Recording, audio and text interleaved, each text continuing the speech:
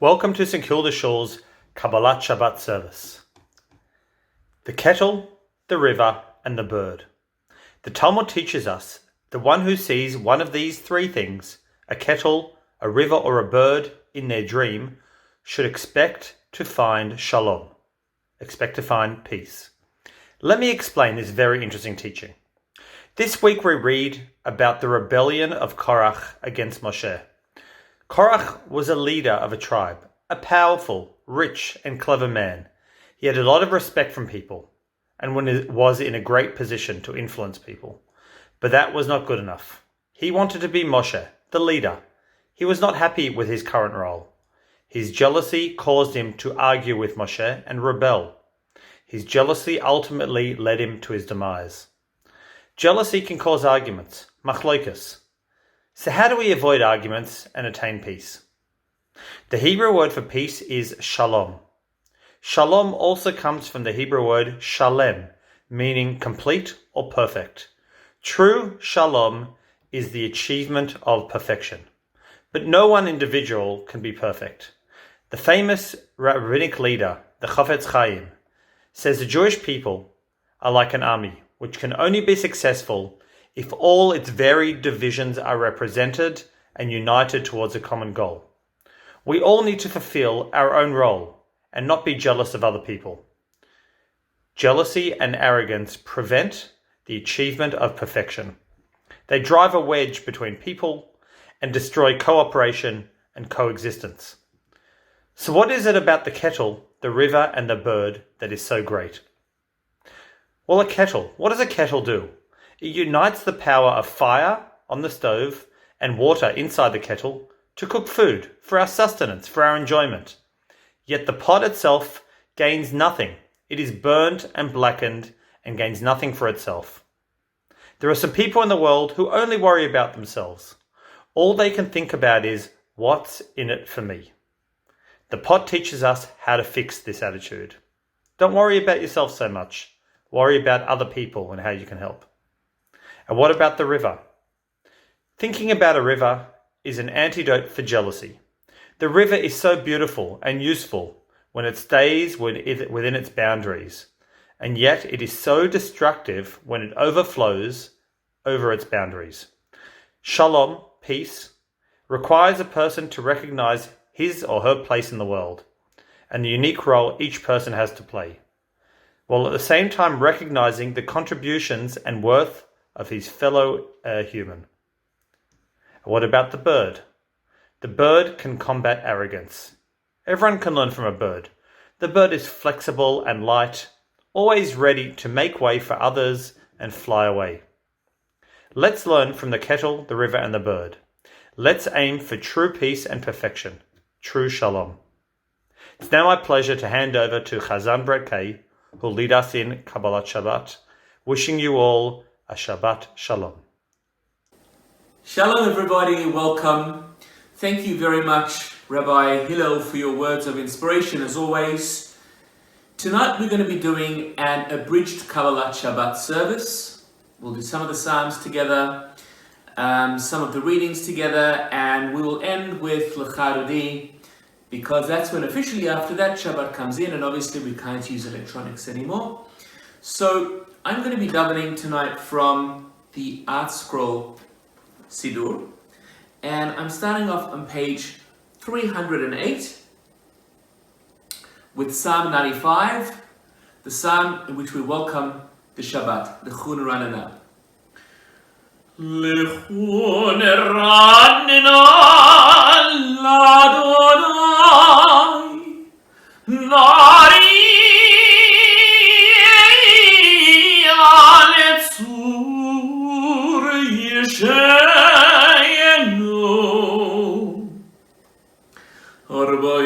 Arbaim Shana Kudbedor V'omar Yam Etoy Leivovheim Reim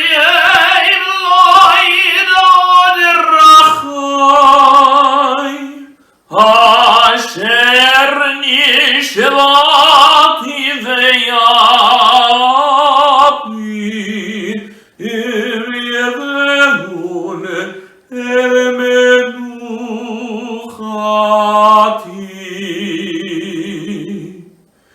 שירו לאדוני שיר חדש, שירו לאדוני כל הארץ. Page 310.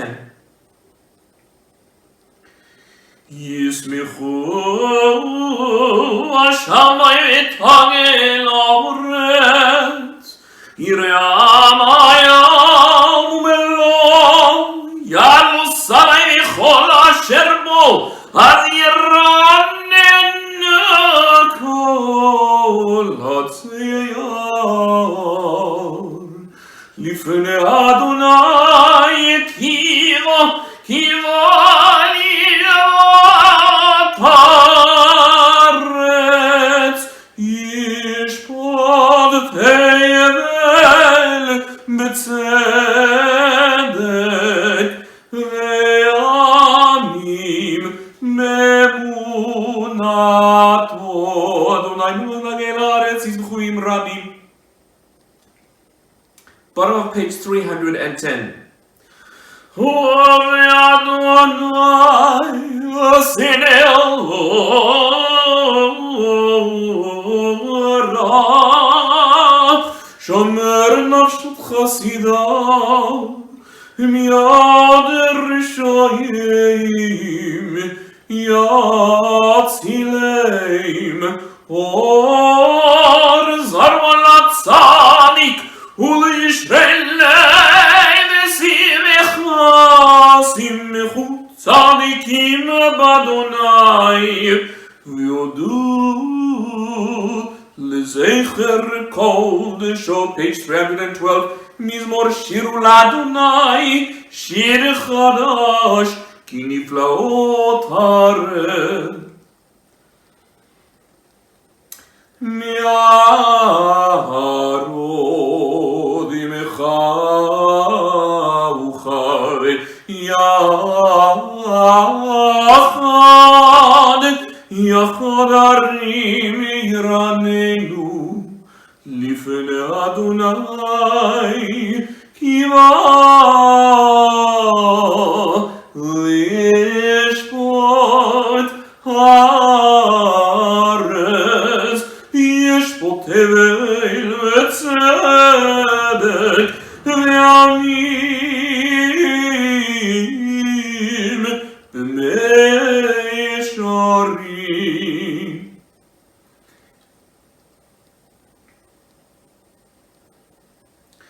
אדוני אלוהינו אתה ניתם אל נושא איתליים ונוקם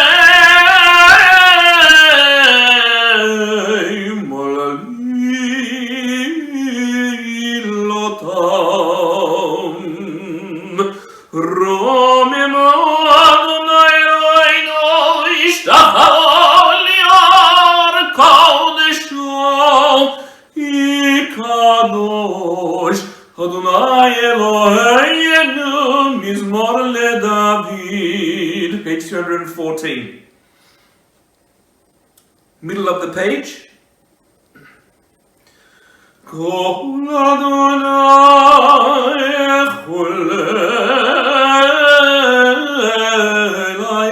היעלות ויחשוף ירום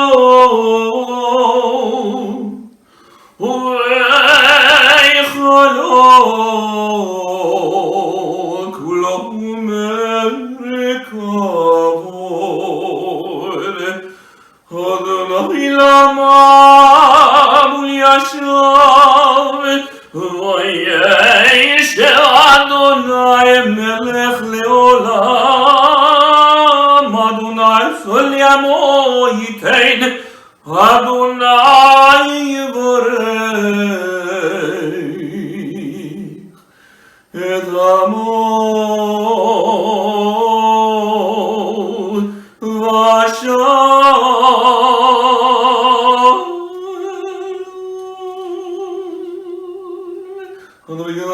page 314. Baruch Shem Kevod Malechuto Leolam Eved. page 316. Let's sing together.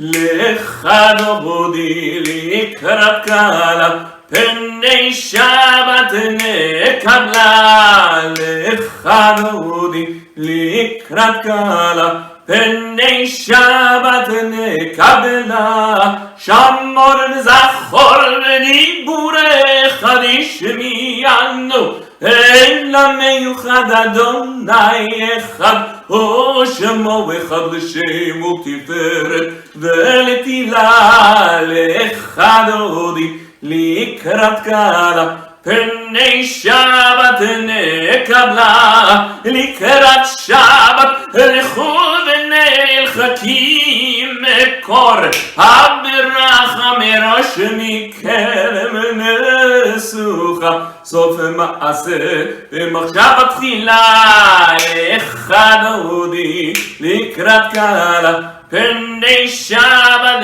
nekabla Mikedash melech Ir melech hakom b'tzeir Tocha v'charab lach shevet Yein kabacha Ve'hu yachmol alayich emla Lecha dodi likrat kala Penei Shabbat nekabla התנערי מעפר כלום מלבשי בגרב תפתח מיד יד בן ישי בית הלחמי קורבן נשיגי עלי לך דודי לקראת קלה פני שבת נקבלה התעוררי התעוררי כי באורך קומי אורי אורי שיר דברי כבוד אדוני עלייך נגלה לך דודי לקראת קלה פני שבת נקבלה page 318 second verse לא לא לא לא תבשי ולא תיקל מממה תשתוכחי ומתמי ויחסו אני ימי ונבנתה עיר אל תילה לך דודי לקראת קלה פני שבת נקבל next verse והיו יולים שיסה שובוסייך ורחקו כל מבולייך יסיס עלייך אל אלוהייך כי משוש חתן הקלה לך דודי לקראת קלה פני שבת נקבלה ימין ושמאל תפאורוצי ואת אדוני תריצי היד ישפן פרצי ונשמחה ונגילה לך דודי לקראת קלה פני שבת נקבלה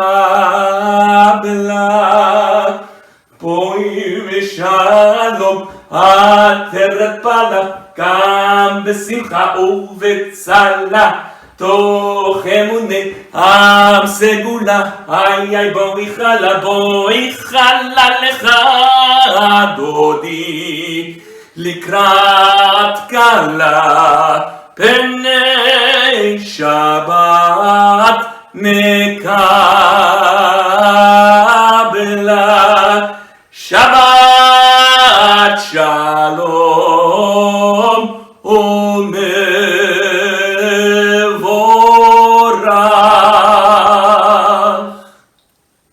Have a great Shabbat, everybody. Thank you so much, Rabbi Nagel and Chazan Brett K, for your beautiful words and singing, as always. Friends, just as we enter into the Shabbat, I wanted to share a thought with regard to what happened in Geneva this week, where we can proudly say that our country, Australia, stood up against the bullies, stood up against the systemic bias that exists against Israel in the United Nations, in the Human Rights Council. And of course, they sought this week to try and push through not one, not two, not three, not four, but 5 resolutions which were bashing Israel very unceremoniously, the usual thing that we've become used to. And to our credit and to Australia's credit, its ambassador to the United Nations, Sally Mansfield, made the appropriate point to say that, first of all, it is abundantly obvious and clear to anyone who has a modicum of intelligence and or education about this matter that Israel is being systematically scrutinized at a much, much greater level than any other country on the planet. And the statement that she put out also notes that the constant ongoing bias against Israel and these ridiculous resolutions, not only do they not advance peace in the Middle East, they are in fact an impediment to peace in the Middle East, because what they do is they create this fabrication, this facade, this mirage, and it skews the reality on the ground. It skews the perspective and distorts it, which makes it much more difficult to arrive at a practical solution when the realities are being denied and in fact contradicted. So it actually reminds me of the Torah portion this week when we saw a perfect example of how not to be a leader. Korach, of course, leads a rebellion against Moses and his brother Aharon, the high priest. Korach seeks to instigate a mutiny against the established leadership. And we know from history that he got it all wrong, of course. And the reason he got it wrong is because true leadership is about serving others, serving the people you represent, whether it's your community, whether it's your congregation, whether it's your city, your state, or your country. Leadership is about putting others before yourself. False leadership is about using others as a pedestal through which to advance yourself. True leadership is about altruism, and false leadership is about egotism and about narcissism. Korach was all about himself. The reason Moses and Aaron's leadership was so loved by the Jewish people was because they were in it for the Jewish people. They didn't seek honor or glory for themselves, and they certainly didn't seek power. If anything, they tried to reject the power when it was first given to them. They are there for the people, always have been. Whereas Korach was there for himself. And that was the fundamental difference in their styles of leadership. I would venture to argue, if you extrapolate from that into what's going on in the United Nations and the constant Israel bashing that occurs over there, so many of these nation leaders are not genuine leaders. They sit there on their podiums with their little names and the little name tags and little microphones in their ear, talking as if they're leaders. But the reality is that they lead countries which in so many cases have shocking human rights abuse records. So how can they possibly call themselves leaders when their own people are suffering under their dictatorships, where there are no democracies in those countries? In stark contrast, Israel is a genuine leader, not without its flaws. We all understand that, but neither does Australia have no flaws, or America, or any of the other Western democracies that we live in. Australia, however, on this occasion has showed leadership, as it has consistently on past occasions. It has showed leadership because it has it spoke truth to power, and it has put forward a position and a stance and an opposition to this bias, which calls out the injustice and the inconsistencies that exist in the United Nations and which have existed for many, many decades. So I say kol hakavod to Australia for demonstrating genuine leadership, and it's a shame that many other countries did not follow suit and did not do the same. We can all learn a message from this week's Torah portion and take a leaf from the leadership of Moses and Aharon, and from the failed leadership of Korach, which is more reflective of what goes on in the UN at the moment. So kol hakavod to Australia, well done. I'm proud to be an Aussie. I'm very proud to be Jewish as well. And on that note, on that high, I'd like to wish each and every one of you and your families a wonderful Shabbat.